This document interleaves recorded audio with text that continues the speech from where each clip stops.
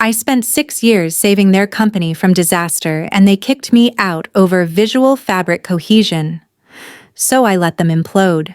My name is Ellie Monroe, and I didn't know that an email subject line with sparkles would be the beginning of my professional execution. It was a gloomy Tuesday morning in Chicago, the kind where the sky forgets to wake up, and the wind off the lake makes you question every life choice, including getting out of bed. I was microwaving my egg white breakfast wrap in the employee lounge when my phone pinged. Subject line, "Let's look our best team." And just like that, the entire day tilted off its axis. The message came from our beloved HR manager, Paige Donovan. She loved emojis, loved a good inspiration quote printed in cursive and framed in her office, loved the illusion of cheer while weaponizing every policy she could get her French manicured hands on. The email itself seemed innocuous at first, a revision to our office dress code. Effective immediately. All employees were expected to comply with updated standards specifically relating to fabric conformity and visual cohesion of weave texture. Failure to adhere, it warned, would result in formal review and possible disciplinary action. I read it 3 times. At first it was just confusion. What even is visual cohesion of weave texture? But the more I read, the more my stomach turned. I wasn't confused. I was being targeted. Because I knew what this was. No one else in the accounting department wore high-waisted slacks in structured wool blends. Most of them shuffled in with off-the-rack polyester skirts or discount chinos. I dressed like a federal agent on Casual Friday, not because I was trying to be superior, but because I took my work seriously. I had been doing compliance auditing for 6 years, quietly, diligently, without the need for office politics or fake laughter. Apparently that was enough to paint a target on my back. By the time I got to my desk, the internal group chat was already buzzing. Dress code. Again, someone wrote. Paige on another fashion crusade said another. And then, just below that, the one that made my jaw set. Wonder if Ellie's pants are considered a threat to team morale. I minimized the chat. People love to throw stones at things they don't understand. My wardrobe wasn't loud or inappropriate. It was professional, clean, neutral. But it stood out not in color but in tone. It said, "I respect this work." And in a culture of performative mediocrity that was offensive. See, the thing about Paige wasn't that she was a tyrant. She was worse. She believed she was helping. Believed she was shaping company culture into something collaborative and consistent. But consistency to her meant flattening everyone until no one threatened her. That email wasn't about pants. It was a warning. And I could feel it reverberating in the silence around my desk where the air was a little too still and the conversations around me had dropped to a whisper. I stared at my screen, blinking at spreadsheets that moments ago had made sense. But now they blurred behind a rising wall of tension. Because here's the secret, no one knew I wasn't just an accountant. 2 months earlier, after an exhaustive clearance process involving multiple background checks, reference audits, and even a home inspection by federal contractors, I had been granted a Level 5 data handling certification. That black badge in my purse. It meant I was one of only 4 civilians in our firm with direct oversight on federal compliance documentation, specifically a $48 million logistics contract tied to the Department of Transportation. Nobody knew. Because I never bragged. Because I was smart enough to keep it tucked away until I needed it. And Paige, she had just made the mistake of waking it up. I stared at that email. I reread the bullet points. I scrolled down to the bottom where her name sat like a smirk. Then I opened the drawer beside my keyboard and pulled out a small black notebook labeled only with one word, incidents. I turned to a clean page, wrote the date, and beneath it 2 words, fabric threat. They wanted to play games. They had no idea I knew how to end them. The thing about being hated for doing things right is that no one ever says it out loud. No one ever comes up to your face and says, "Hey, you're too competent and it makes us feel inadequate." That would at least be honest. Instead, they dance around it. They crack jokes at your expense. They exclude you from birthday cupcakes. They side-eye your lunch. And eventually they weaponize things like fabric texture. I had learned that lesson the hard way. Back when I first joined Chandler and Parks, I was naive enough to believe that excellence would be rewarded. That if I came in on time, double-checked every number, helped others quietly when they struggled the universe, or at least management would notice. And maybe they did. But instead of promotions, I got deflection. Instead of praise, I got silence. My desk was by the hallway leading to the copy room, prime foot traffic. And yet, somehow, I was invisible. No one stopped to ask me for coffee. No one invited me to happy hour. I became that girl who always looked busy, the one you avoided because you felt guilty around her. But the irony was, I wasn't trying to be intimidating. I just gave a damn. And Paige hated that. From the moment she realized I wasn't just another cog in her HR machine, she started chipping away. It began subtly rewording my email language in policy drafts, omitting my name from interdepartmental credit, then finally escalating to this dress code memo. But she wasn't alone. There was always someone orbiting her, enabling her. And in our case, that someone was Jamie. She was the executive assistant to the VP of Finance, technically not HR but practically Paige's shadow. She was younger, hyper-alert, and always taking mental notes. Jamie was the type who laughed a little too hard at Paige's jokes and looked like she was always 5 minutes away from forwarding your private Slack messages to a higher-up by accident. And of course, that morning, right after the dress code email hit, Jamie was the first to stop by my desk. "Cute blazer," she said in that sing-song tone that meant the opposite. "Is that tweed?" I didn't flinch. "Nope. Wool blend." Her eyes sparkled with something sharp. "Just checking," she said, and walked away, her heels clicking like a metronome of malice. By lunchtime, the rumors had evolved. Someone in legal whispered that someone had been spoken to about attire before. Someone else from IT mentioned hearing about a potential realignment of team culture for non-collaborative individuals. Translation: they were getting ready to move on me, but I stayed silent. Because while they whispered and giggled and speculated, I was doing real work. Running quality control on encrypted procurement files, cross-referencing vendor security clauses, and reconciling time logs with federal standards for logistical transparency. The kind of work that didn't show up in office gossip but did show up in government audits. At 2:43 p.m., my direct manager Nolan passed by my desk. He didn't stop. Didn't say hi. Just gave me a tight nod, the kind that says, "I know something's coming, but I won't get involved." That's when I realized they'd already decided. It wasn't just about pants anymore. It was about presence. I scared them not because I was loud or brash or difficult, but because I was thorough, precise, because I never gave them anything to use against me, so they had to invent it. It made them uncomfortable that I didn't play the social games, that I refused to dim just to match the room. And that's what this dress code stunt was, an attempt to shrink me. But the thing is, shrinking wasn't an option. Not when I'd spent the last 6 months building a firewall around a federal contract so fragile that one mishandled email could trigger a 6-figure penalty. Not when my name was buried in 6 audit logs as the final certifying signature. Not when my black badge quietly humming in my purse carried more weight than any of them could comprehend. They had underestimated me, and the countdown to their unraveling had already begun. I just needed to let them make the next move. I didn't have to wait long. The next morning, I walked into the office like I always did, calm early, holding my usual dark roast from the corner cafe. The air was thick with that fake freshness from the plug-in diffuser Paige insisted we use. I hadn't even made it past the copier when I heard it, the unmistakable sound of heels.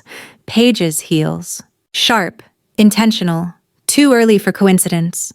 I braced myself, kept walking toward my desk, but before I could slide into my chair, her voice cut through the office like a passive-aggressive blade wrapped in perfume. "Oh, Ellie, good morning," she trilled. "I was hoping I'd catch you." I turned slowly. She was smiling, the kind of smile that doesn't quite reach the eyes. Her outfit was pristine as always, beige blouse, pearl earrings, expressionless beige soul. I wanted to touch base about the updated attire guidelines, she said sweetly, as if she hadn't sent an office-wide landmine the day before. Just a little clarity check. Clarity check, right. Is there a specific question you had? I asked. She tilted her head, eyes flicking to my pants. The pants in question, a pair of slate gray wool trousers, tailored, mid-rise, classic herringbone, clean enough to attend a Pentagon briefing or a funeral. Well? She hesitated like she was trying to sound casual. Some of the patterns being worn lately might unintentionally clash with the overall aesthetic we're trying to create. You know, team synergy starts with cohesion. That's when Jamie appeared like an evil fairy summoned by pettiness. She was holding a clipboard, of course, like always. It's just that some of the textures can be a little traditional, Jamie offered like she was describing a grandmother's couch. I blinked. Traditional to whom? The IRS. Jamie giggled nervously. Paige cleared her throat. This is all just a friendly reminder, woman to woman. We want to present a unified front, especially with the important contracts we're managing. Ah, so she did know. She may not have known exactly what I did, but she'd seen the badge. Maybe glimpsed it once while I was digging for gum. Or maybe she heard from someone in facilities where gossip moves faster than Slack notifications. Either way, this wasn't about pants. It was about power. And Paige needed to remind everyone who she thought had it. I took a sip of coffee. I edited the HR handbook last quarter, I said calmly. You might want to check section 3.2 on appearance-based enforcement. Her smile faltered. That's not what this is. Sure it is, I said, still smiling, just dressed up in concern. Behind me, Nolan passed by again, this time slower, watching from the corner of his eye. He didn't stop, didn't help. Just like last time. This wasn't my first brush with subtle sabotage. I'd once been skipped for a promotion because my supervisor forgot to submit the paperwork 3 years in a row. Another time, I trained a junior analyst who was promoted to lead over me and then assigned to review my work. I'd been made invisible before, but I'd never been erased over wool. Paige stepped closer, voice lowering. We're all under more scrutiny than usual, she said. It's important that we present as trustworthy. Clean lines, no distractions. That's all. I looked her straight in the eye. You want clean lines? I said, stepping forward so she could hear the steel in my voice. Try reading between them. Because if you're trying to build a case against me, you better use more than textiles. For a moment, she froze. Jamie blinked hard. Then Paige gave me a tight, clipped smile and stepped back. We'll follow up, she said. And just like that, they walked away. I sat down slowly at my desk, letting the blood cool in my veins. I didn't slam the keyboard, didn't draft a retaliation email. I just opened my notebook again, flipped to the page titled Lines Crossed and wrote another entry. Day 2, ambushed by thread count. They thought I was the easy one, the quiet one, the one too professional to push back. And they were about to learn just how dangerous quiet could be. The email hit my inbox at 3:11 p.m. sharp. Subject: HR matter. Immediate attention required.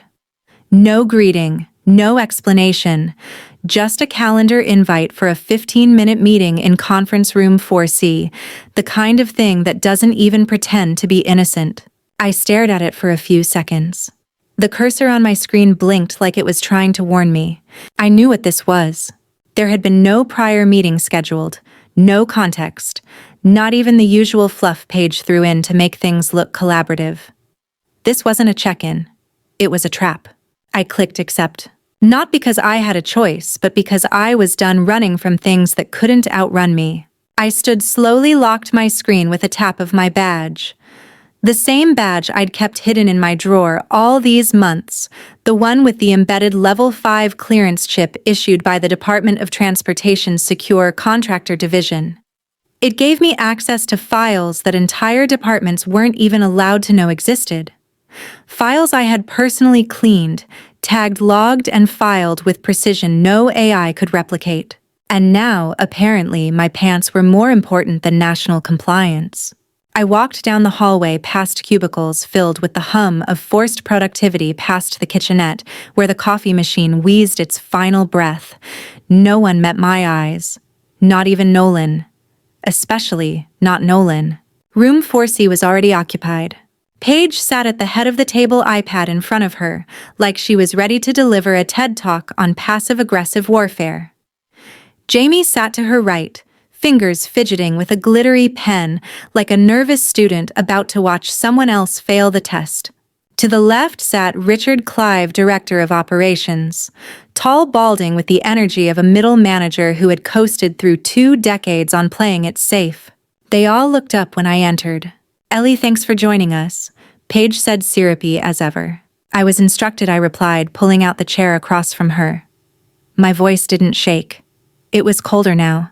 Steel through velvet. Paige's smile tightened. "Let's get to the point," she began. Jamie unfolded a printed document with performative precision. "This is a formal termination meeting," Jamie said, reading from the page like a kid in a school play. "As outlined in Section 9B of the Employee Accountability Policy, you are hereby notified." I raised a hand. "No offense, but could you skip to the part where I'm being fired over a fabric pattern?" Paige blinked. Jamie stammered. Richard cleared his throat. "It's not just the clothing," he said, fumbling. "It's also tone. Resistance. There have been several comments perceived as undermining leadership." I laughed low and joyless. "So not only are my pants a problem, but I'm also guilty of tone now." Paige leaned in, her voice cool and rehearsed. "Ellie, we want to avoid escalation, but policies only matter if we enforce them." That was the line. That was her victory lap. She thought she'd won. I didn't flinch. Instead, I turned my head slightly, just enough to glance through the glass wall back toward my desk. And that's when I saw it. A blue alert pulsing across my locked monitor. "Secure asset check-in overdue." The system had noticed my badge hadn't been scanned back in on time. A fail-safe protocol was now engaged. That meant a server ping had been sent to the oversight team at the Department of Transportation. A very specific team that monitors secure contractors like me. And they don't miss red flags. Paige noticed the alert a second later, smirked, and said, "Guess you won't need that anymore." I smiled back. "I suppose not." Jamie handed me the termination notice, complete with the word "final" in aggressive red block letters. No mention of my clearance, no reference to my contributions, just vague corporate lingo like cultural misalignment and tone non-compliance. It was almost laughable. I stood slowly, collected the paper without ceremony, and looked Paige dead in the eyes. "You just terminated the only person in this building who knew how to keep your $48 million compliance contract from falling apart like a garage sale lawn chair." Silence. Richard paled. Jamie blinked rapidly. Paige opened her mouth to argue, but no words came. I turned and walked out. I didn't slam the door. I didn't look back. I didn't need to. They'd already signed their own undoing. The walk back to my desk felt longer than ever. It wasn't the distance, just 50 steps, give or take. It was the weight of it. The box Jamie handed me was insultingly small, the kind you give someone who's being let go, but you want to pretend it's amicable. A single sheet of bubble wrap floated inside like a joke. I didn't cry.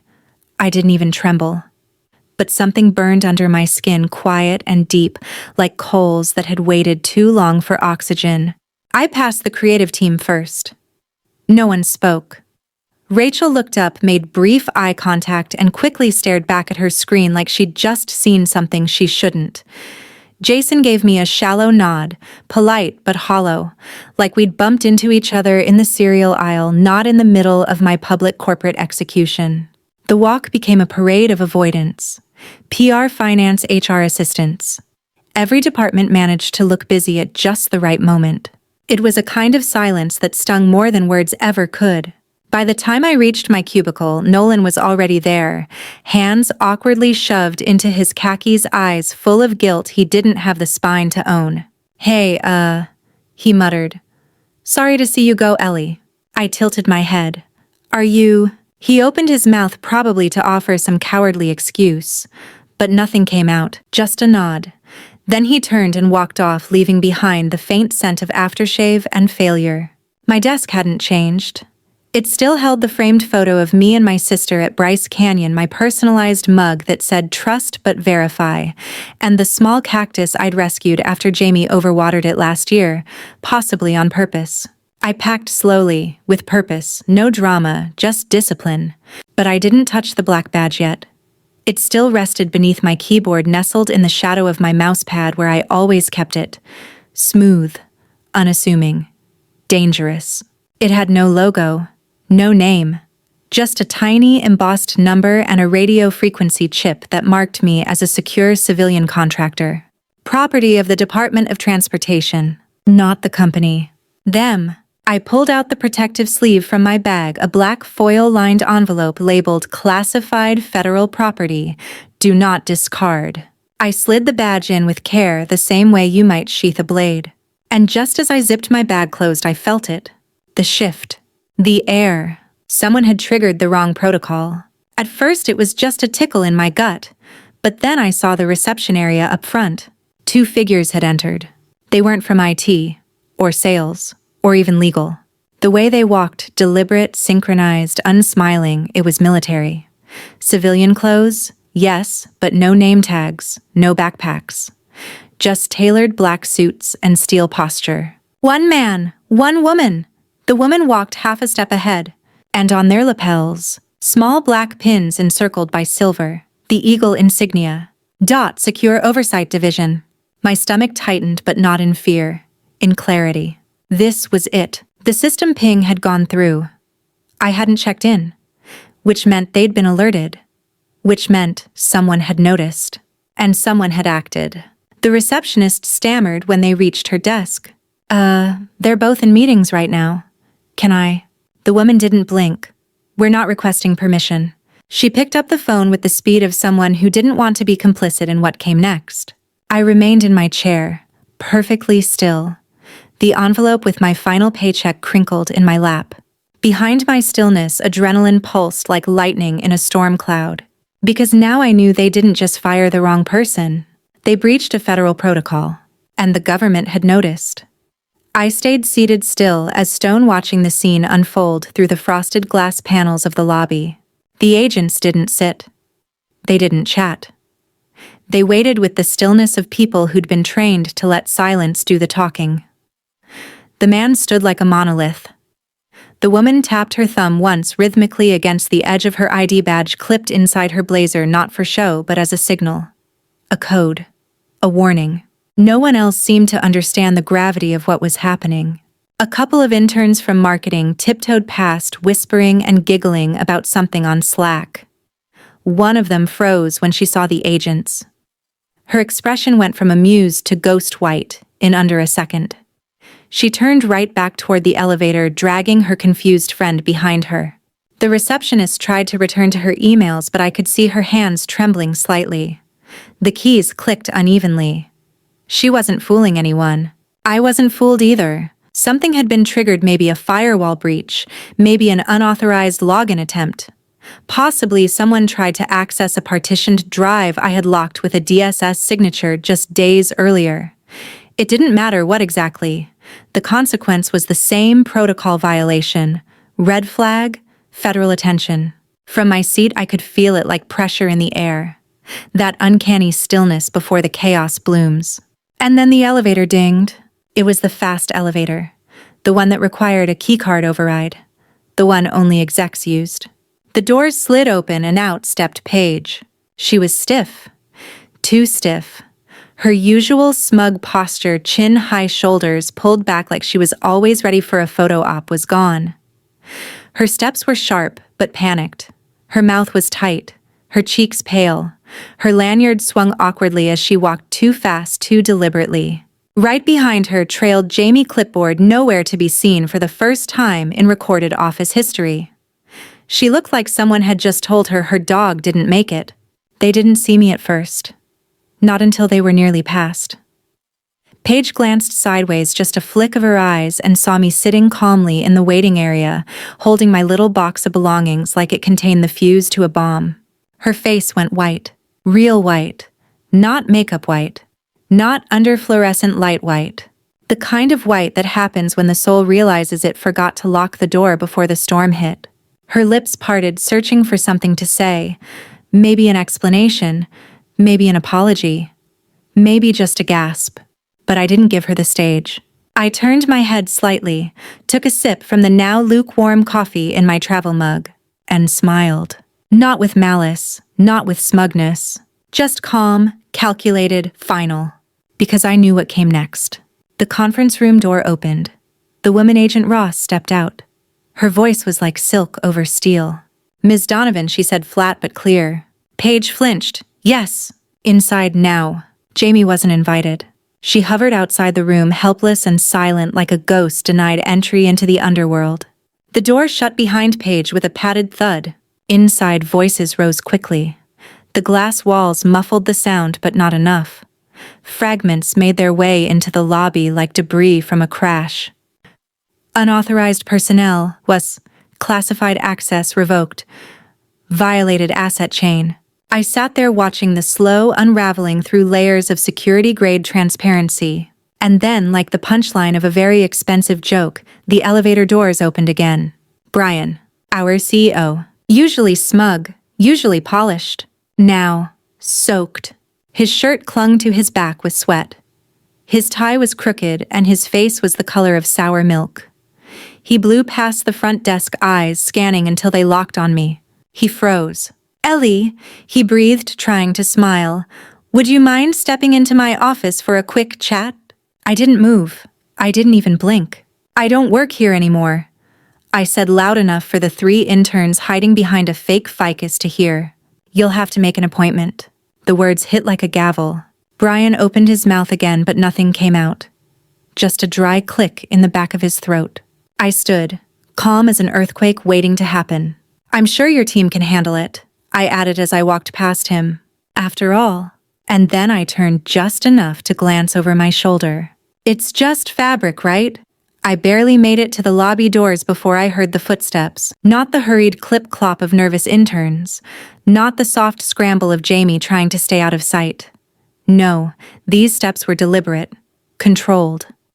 They echoed off the tile floor with the kind of weight that said, "This is not a drill." I turned. Agents Ross and Miller were walking directly toward me. Ross gave a small nod, polite but firm. "Ms. Monroe," she said. I raised an eyebrow. "Still am," I replied, adjusting the strap on my purse. "Unless someone's revoked that too." Agent Miller allowed the ghost of a smirk. "We understand today's events were unexpected," he said. "We'd like a moment of your time." Behind them, the elevator pinged again, this time delivering Brian and Paige in full corporate collapse mode.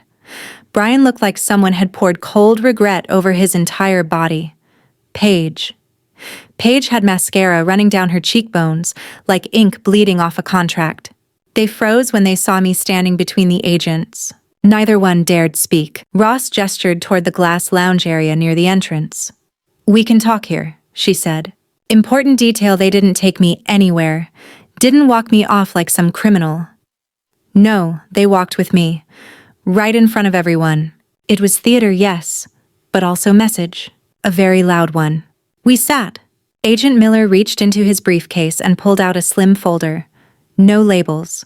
Just a seal embossed in black. "Ms. Monroe," he began.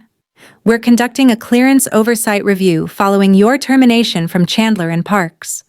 As you likely know, your Level 5 badge is connected to several secured partitions and ongoing audit trails. The systems flagged a missed check-in followed by unusual access attempts from internal users no longer authorized." I didn't flinch. "So they tried to get into the drive," I said. Ross nodded. "And signed off on your exit without triggering the mandatory security protocols. In other words," I said dryly, "they fired a federally cleared asset without telling the people who cleared her." Miller gave a short nod. "Correct." A pause. Then Ross leaned forward slightly. "We've reviewed your record, Ms. Monroe. It's clean. Pristine, in fact. Your handling of the Q1 encrypted data review flagged positive attention at oversight level." I blinked. "That wasn't nothing. That was big." "Okay," I said slowly. "So what does that mean?" Ross slid a simple cream-colored card across the table. No title, just a name, a phone number, and the silver DSS seal. "We subcontract oversight roles," she said, "especially when a primary contractor self-destructs. And yours clearly has." I turned the card over in my hand. The paper felt heavier than it looked. "And the pay?" I asked, trying to keep my voice even. Ross's lips twitched. "Better. Cleaner." I let out a slow breath. I'd come to this building expecting to file invoices and audit spreadsheets. Instead, I was walking out with a job offer that outranked half the people who had just tried to bury me. Brian shuffled forward, clearing his throat. "Ellie," he began, voice too loud, too desperate. "Let's be reasonable." Clearly, there were missteps on both sides. I tilted my head. "Both. We'd like to offer your position back," he continued quickly. "Plus a raise, 10%, no 15, full reinstatement, senior title. We'll put it in writing." Every conversation in the lobby stopped. Even the receptionist paused mid-keystroke. An intern outside the glass literally froze with her vape in hand. You could have heard a spreadsheet load. I stared at him. Then with absolute calm, I said, "The salary you can afford wouldn't cover the therapy it'd take to forget working for you." Dead silence. Ross didn't smile, but I could see the amusement flicker behind her eyes. Miller stood. "Ms. Monroe will be in touch next week. There's still a project to finish, and it looks like we'll need someone who knows what they're doing." I stood too, straightened my coat, slid the business card into the same pocket that held my badge. Brian just stood there, stunned. Paige was 2 paces behind him, trembling mascara now fully in free fall. I didn't gloat. Didn't look back. This wasn't revenge. This was elevation. And they'd handed me the ladder with their own signatures. I didn't even get 3 steps outside before Agent Miller's phone buzzed. He paused mid-stride, fished the device from his coat pocket, and read the screen with a flicker of something I hadn't seen on him before: urgency. Not panic, but close. A sharp uptick in alertness, the way a surgeon might flinch at the beeping of an irregular heartbeat. 1 minute, he muttered to Ross. He turned on his heel and walked back inside the building without hesitation. Ross stayed with me on the sidewalk, heels planted, posture relaxed, but I could tell she was reading everything. Every movement behind the lobby glass, every breath of tension rising from the building like heat from pavement. I didn't ask what was happening. I didn't need to. Something had just escalated, and I knew it had to do with that system ping, because that badge of mine wasn't just a laminated formality, it was a tether to federal infrastructure, a flag, a responsibility. You don't just unplug it and pretend the chain didn't snap. From where I stood, I could see through the glass, barely.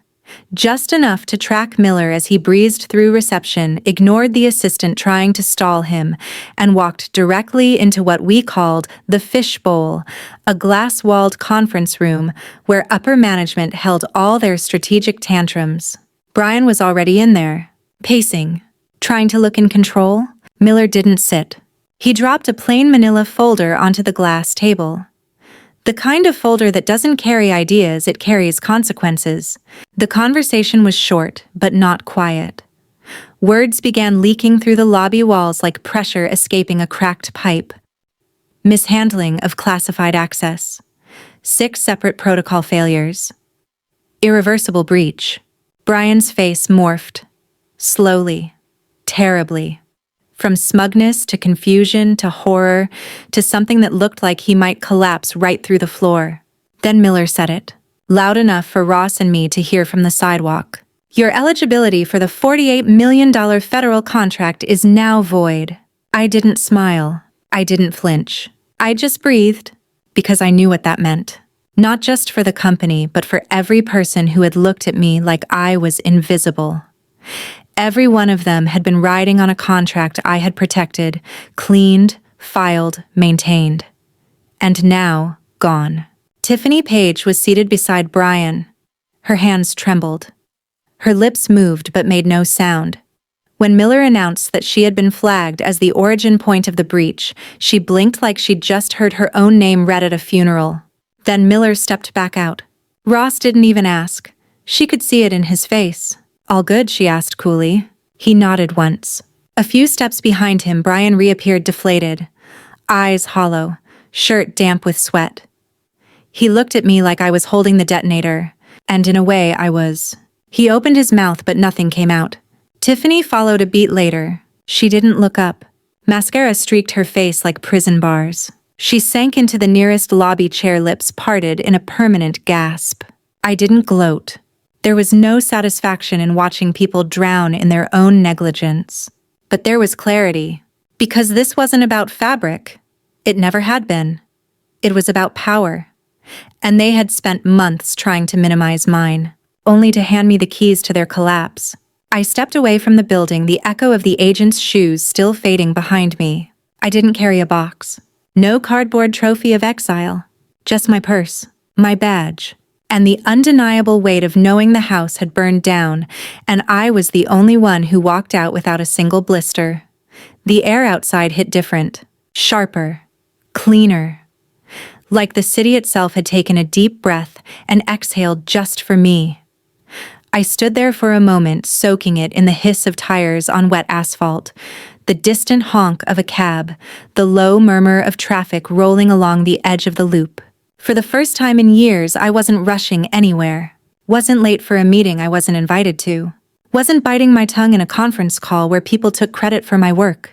I was just still, and I liked it. Agent Ross eventually caught up with me. She wasn't in a hurry. Her heels clicked with the casual confidence of someone who knew exactly how this story ended. "You handled that well?" She said, her tone low and genuine. I glanced over at her.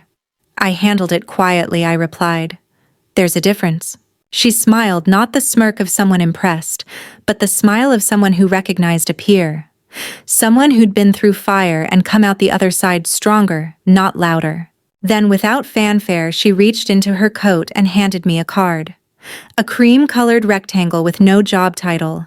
Just a name, a direct phone number, and the faint watermark of the DSS seal. "We subcontract oversight roles," she said, "especially when the primary contractor turns out to be unstable." I turned the card over in my hand. The weight of it wasn't in the cardstock, it was in the implication. This wasn't just a job offer. This was an upgrade. "Let me guess," I said. "You need someone who knows how to navigate bureaucratic implosions without setting off tripwires." Ross nodded. "People who don't flinch when HR tries to weaponize policies they don't even understand. People who can keep secrets. Who know when to speak and when to disappear." She paused. "And who don't think excellence is something to apologize for." I breathed out through my nose. God, that hit harder than I expected. How soon would it start? "Give it a few days," she said. "Let the dust settle. Call the number when you're ready." She tapped the edge of the card twice against my palm like sealing a deal, then slipped her hands back into her coat and walked off. No drama, no flair. Just quiet control. She disappeared into the crowd like a ghost who had just finished a mission. And I stood there for a while longer, watching the sky begin to crack open with soft beams of sunlight. The clouds were parting thin and fast, the way storms do when they've spent themselves. I looked back at the building. Didn't step closer, didn't wave goodbye. Just watched. Inside, I imagined Jamie was probably refreshing her inbox every 10 seconds, waiting for instructions from a leadership team that no longer knew what leadership meant. Brian was probably calling lawyers. Tiffany was likely staring at the ceiling of her office, wondering how her carefully curated world had collapsed over something as simple as a pair of pants. But it wasn't the pants, was it? It was the silence. The silence they mistook for submission. They never saw the badge in my drawer. Never saw the hundreds of compliance flags I quietly cleared. The deadlines I met without reminders. The liability I erased before anyone had to panic. They never saw me coming. And now they wouldn't forget me leaving. I walked to my car with the card tucked safely next to my badge. Every step away from that building felt lighter, like I was shedding layers of corporate grief I hadn't realized I was carrying. No tears, no anger, no regrets. Just one simple, unshakable truth, pulsing through my blood like adrenaline. I didn't burn it down. They did. I just made sure the fire alarms were working. The next morning, I slept in. Not the guilty kind of sleep in where you wake up checking your phone for missed calls and calendar pings. This was different. I didn't set an alarm. I didn't open my laptop. I didn't even glance at my email. For the first time in years, no one expected anything from me by 800 a.m. No budget reports, no access approvals, no veiled team synergy emails reminding me to smile more. And yet, even in that silence, I felt the hum of something alive. Control. By noon, I had cleared the clutter off my kitchen table and laid out the badge, the DSS card, and my notebook, the one where I'd kept track of every incident at the office. Every microaggression disguised as a suggestion, every offhanded comment, every fake performance review and blocked promotion, every little injustice they thought I would forget. But I didn't forget. I wrote it down. And now it was evidence. I opened the DSS card again. The name printed on it still looked surreal. Simple black ink, no decoration. Just an invitation into a world where competency wasn't punished. I hesitated for a moment, then dialed the number. It rang once, twice, then Ross. Her voice was exactly as calm as I remembered. No confusion, no pleasantries, just readiness. "It's Ellie," I said. "I'm in." A pause. Then welcome. No forms, no onboarding packets, just 2 words and a change of direction. We talked for 10 minutes. She outlined the next steps: background re-verification already cleared, onboarding under a new oversight entity, a DSS affiliate, and a preliminary consulting window to transition oversight of the logistics contract Chandler and Parks had fumbled so catastrophically. She also made it clear my role wouldn't be public. I wouldn't be replacing Paige. Wouldn't be going back into that building at all. Instead, I'd be operating in a new capacity 1 level above them, reviewing systems, flagging patterns, identifying liabilities. I wasn't just going to oversee compliance. I was going to oversee them. After we hung up, I stared at the notebook again, thought about burning it. But I didn't. It wasn't bitterness. It was record.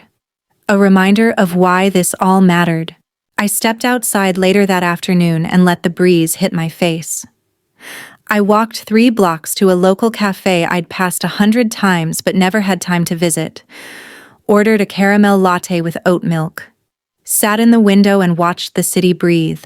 No Paige, no Jamie, no Brian. No more dodging landmines disguised as collaboration. Just peace. My phone buzzed.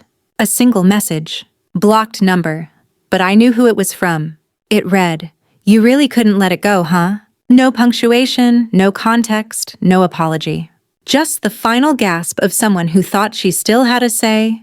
I didn't reply. Instead, I opened the DSS app, something only accessible with dual-factor security, and submitted my clearance change form. A few taps later, Paige Donovan's name appeared in the origin of breach field. I attached the system logs Ross had forwarded me, showing multiple failed access attempts to secure partitions tied to my ID. All after my termination. All under Paige's admin credentials. I clicked submit. A simple act. A quiet click. But with consequences far louder than any confrontation in a glass-walled office. I sipped my latte and looked out the window again. People passed by in coats and scarves, oblivious to the fact that somewhere downtown, a woman in a beige blouse was probably being escorted out of a building she once thought she ran. And me, I was just getting started. 3 days later, I got the confirmation. It came in the form of a sealed envelope hand-delivered to my building's front desk by a courier in a dark windbreaker. No logo, no delivery service tag, just a barcode, and the words, "Confidential Federal Dispatch," stamped on the flap. Inside, a formal letter from the Department of Transportation's Oversight and Compliance Office. Neutral language, cold precision. But the meaning was crystal clear. Chandler and Parks LLP had been placed under full federal review. The $48 million contract was officially void. All related parties, including Ms. Paige Donovan, had their credentials suspended pending investigation. I read it twice. And then I folded it back into its envelope like a souvenir from another life. It wasn't revenge. Not really. But it was correction. A course correction for a system that had veered too far off the rails for too long. I thought I'd feel more giddy, maybe, vindicated. But all I felt was clean, light, like something had been lifted, Later that afternoon, I got a call from Ross. She updated me on the audit timeline and confirmed that Paige had been removed from the HRIS system, her admin permissions revoked within 18 hours of the agent's visit. They'd traced 6 access attempts to a locked drive that should have been sealed the moment I was terminated. Instead, Paige had gone digging, looking for what damaged dirt, or just the digital version of shredding files she didn't understand. Either way, she'd triggered every sensor the DSS had embedded into our firm's contract infrastructure. Ross chuckled once, just once, when she described it. She really had no idea what she was playing with. I didn't say much. I didn't need to.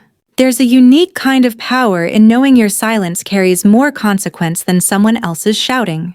But then Ross said something that made me pause. "We're flagging the contract for reassignment," she told me. "And since you already built most of the framework, you'd be the logical lead." I blinked. "Lead?" I asked cautiously. She didn't flinch. "Oversight consultant. You'd report directly to us. Work remote. Full clearance. Full access. New firm, of course. Not Chandler. Not Parks." I exhaled slowly. It wasn't just a new role. It was an entirely different altitude. "Okay," I said. "Send the details." "Already did," Ross replied. "Check your secure inbox." And just like that, it was done. I closed the call, walked over to my desk, pulled out the badge. It looked the same. Same black finish. Same silver emboss. But now it felt different. Heavier. Earned. Not hidden. I slotted it into its new case, a fresh black holder with my full name etched across the bottom. Not just Contractor Monroe, but Oversight Lead, Monroe E. No one could take this from me. Because I didn't win it through favors or fake smiles or company birthday cakes. I built it. In silence. In spreadsheets. In staying late and double-checking what others skimmed. The next morning, a neighbor in my building, someone I'd only ever exchanged small talk with in the elevator, asked me, "Hey, weren't you working at that company that just made the news?" I nodded once. "Not anymore." "What happened?" she asked. I smiled, soft and unreadable. "Dress code issue." She laughed. I didn't. Because it wasn't funny. It was just true. And the truth had finally become my armor. I didn't plan to go back. Not physically. Not emotionally. But fate has a strange sense of humor. The next week, I received an invitation to speak at an industry compliance roundtable hosted at the downtown conference center. It was one of those polished events where government liaisons, private contractors, and policy heads pretend they're not one bad coffee away from disbanding the entire program. My name was printed in bold letters on the schedule: Ellie Monroe, Oversight Consultant, Federal Subcontractor Network. I almost declined. Almost. But something inside me, something that remembered every cute blazer comment, every just trying to help from HR, every time someone looked through me instead of at me, told me this was more than a panel. It was punctuation. The day of the event, I walked in wearing the same pair of slate gray trousers. The same ones Paige had mocked. The same ones that sparked her spiral. But this time, no one laughed. No one blinked. Because now those pants weren't just pants, they were armor. A flag. A quiet, well-tailored middle finger to every manager who ever said cultural fit when they meant, "Don't outshine us." The panel went well. Clean questions. Measured responses. No drama. Until the end. As I gathered my materials, someone approached from the side of the room. A woman in a navy blue blazer, hair tied too tightly, walking with a strange combination of caution and urgency. I recognized her immediately. Jamie. No clipboard this time. No chirpy tone. Just that look somewhere between apology and self-preservation. "Ellie," she said awkwardly, extending a hand. "Or I guess Ms. Monroe now." I shook it. Short, firm, civil. "I just wanted to say," she continued, eyes darting around what happened. "It was never really about you. You know that, right?" I tilted my head. "That's the problem," I said. "It was always about me. You just didn't think I'd notice." She opened her mouth, then closed it. Probably the first time silence had ever fit her so well. "Are you working now?" I asked, more out of curiosity than kindness. She nodded. "Temp placement. It's different." I gave a neutral smile. Good luck. And I meant it. Sort of. As I turned to leave, she called out softly, I always thought you were scary. I paused, glanced over my shoulder. No, I said. You thought I was small. That's what made me dangerous. Outside, the air was crisp, laced with autumn and closure. I didn't look back at Jamie. I didn't need to. Because in that moment, it became clear this story was never about them. It was about me. About not shrinking to make others comfortable. About refusing to be erased by the people who were terrified of being exposed. I wasn't just surviving anymore. I was shaping the narrative. And for the first time in my career, I wasn't holding my breath while someone else decided my worth. I was exhaling. Fully. Finally. And it tasted like freedom. It was 2 months later when the final piece fell into place. A formal audit report landed in my secure inbox stamped with the federal seal and signed by 3 separate compliance chiefs. I knew what it was before I even opened the file. I had been expecting it. Still, the headline hit with a strange kind of gravity. Chandler and Parks LLP final review findings. Contract 4489 termination due to internal mishandling of cleared federal asset. It read like a legal obituary. The pages detailed everything. Timeline security violations, missed protocols, failed HR procedures, unauthorized access logs. There were entire paragraphs dedicated to Page's failed compliance steps and misused admin permissions.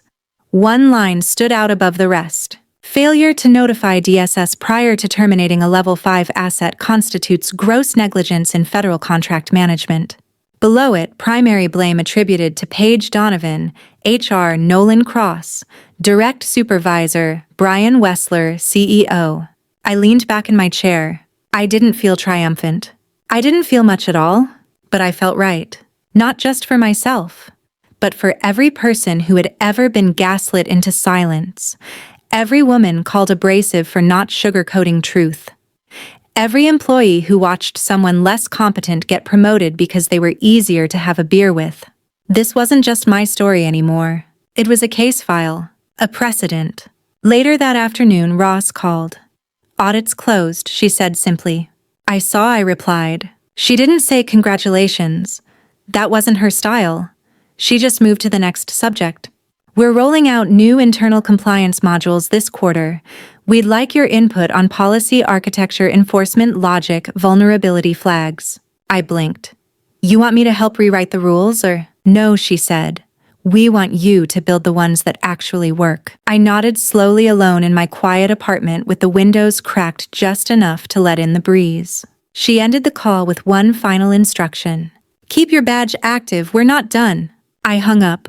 And then I did something I hadn't done since my first week at Chandler and Parks. I opened a fresh notebook. Not the old one where I recorded every slight and sabotage. That one was full archived, bound, done. This notebook was blank. Crisp, white, unburdened. I wrote on the first page in clean, bold letters, Framework integrity without apology.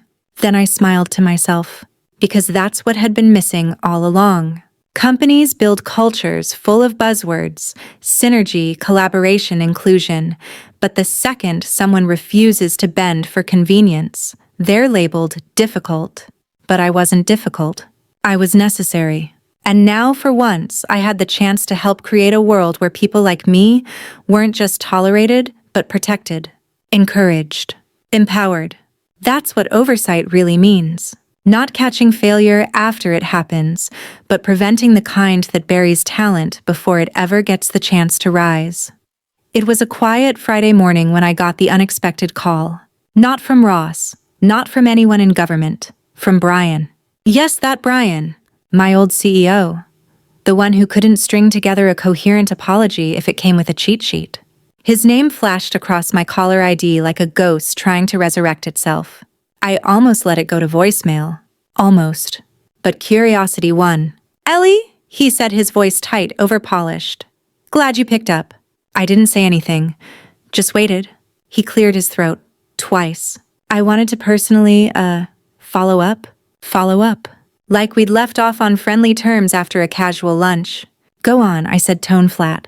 We're in the process of restructuring. he began.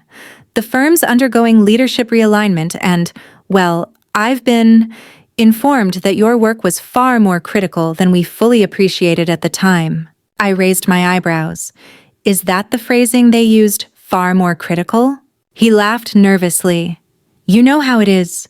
Bureaucracy audits post-mortem analysis." "Brian," I cut in, "why are you really calling?" A long pause. Then he finally said it. "We'd like to offer you a consultant position. Independent, short-term, just to help us rebuild the compliance infrastructure. You know it better than anyone." There it was. The desperation wrapped in diplomacy. "You fired me over pants," I reminded him. "That wasn't he caught himself. It wasn't handled correctly." "You didn't just mishandle it," I said, voice rising. "You stood by and watched while your HR lead weaponized dress code policy to eliminate someone she saw as inconvenient." I could hear him breathing. "You stood by when she mocked me, when Jamie shadowed me, when Nolan pretended not to see." "Ellie," he whispered, "I'm trying to make things right." "No," I said. "You're trying to fix the optics." Silence. Then I delivered the final blow. "The only reason you still have a company to restructure is because I did my job right, even when you didn't." More silence. I could almost hear his pride collapsing through the phone. "I understand," he said finally, "but I don't think he did. Not fully. Because if he had, he wouldn't have made the offer. Because here's the truth no one tells you. Once you've walked through fire, you don't return to the people who handed you the matches." I ended the call with a simple line: "Next time, protect your best people before they become your biggest regrets." Then I blocked the number. I stood in my kitchen staring at the city skyline through my window. The same skyline I'd watched during long nights spent fixing contracts for people who barely remembered my name. But now I was watching it for me, not waiting to be noticed, not hoping for permission, just being whole, unshaken, and finally, absolutely in control. I never responded to Brian again. But the ripple effects didn't stop with his call. Over the next few weeks, I received a slow but steady trickle of emails from former coworkers. Some were curious, cloaked in fake concern. "Hey, just heard what happened." "Wild stuff? Hope you're doing okay." Others were backpedaling. "I always respected your work, by the way. Not everyone got it, but I did." A few were borderline confessions. "I didn't say anything at the time, but I knew what Paige was doing was wrong." I didn't reply to any of them, not out of pettiness, but because I'd finally learned the most important lesson of my career. Silence isn't weakness, sometimes it's wisdom.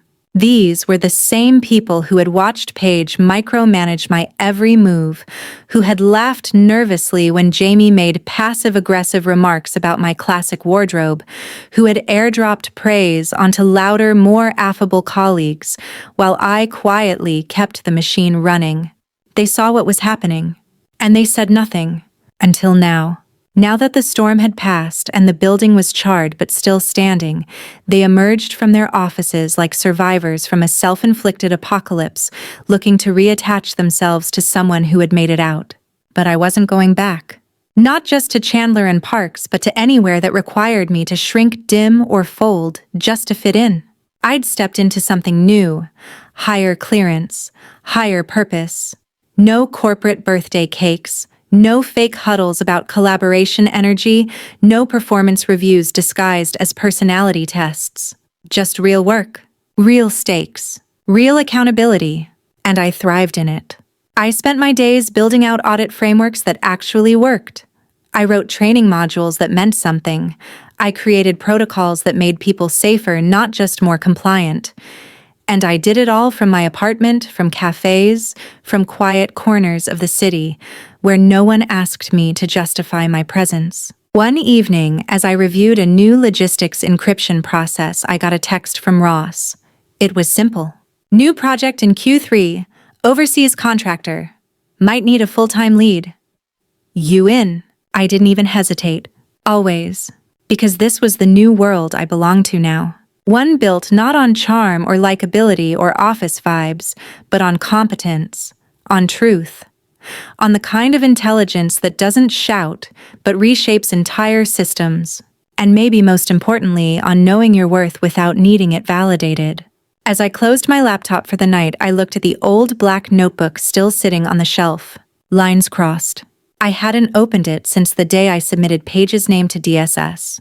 But I kept it. Not for revenge, for remembrance. Because that version of me, the one who sat silently through meetings, who swallowed comments with coffee, who hoped someone would finally see her, deserved to be remembered. She had built this version. She had earned this freedom. And I would never forget that. If there's anything I've learned from all of this, it's that the systems we operate in, whether corporate government or somewhere in between, are only as strong as the people willing to quietly hold them together. And sometimes those people don't look like your typical leaders. They don't talk over others in meetings. They don't decorate their desks with slogans or throw around buzzwords. They just work accurately, quietly, reliably. And because of that, they're often the first to be overlooked and the first to be underestimated. That was me. I used to think I had to change to survive, soften my edges, blend in, make myself smaller to make others feel bigger. But here's what I know now. The people who ask you to shrink are never the ones building anything worth growing in. So if you're someone who works hard and plays fair and gets dismissed anyway, don't let them rewrite your story. Because sometimes the very things they mock you for, your standards, your silence, your structure, are the same things that make you irreplaceable. Sometimes the ones who try to push you out are actually clearing your path. And sometimes the best way to win is to walk away without a scratch while their house burns behind you. So no, I didn't win by yelling. I didn't win by plotting. I didn't even win by fighting. I won by standing still, letting the fire show them who I really was. And now I sleep just fine, like a goddamn diplomat.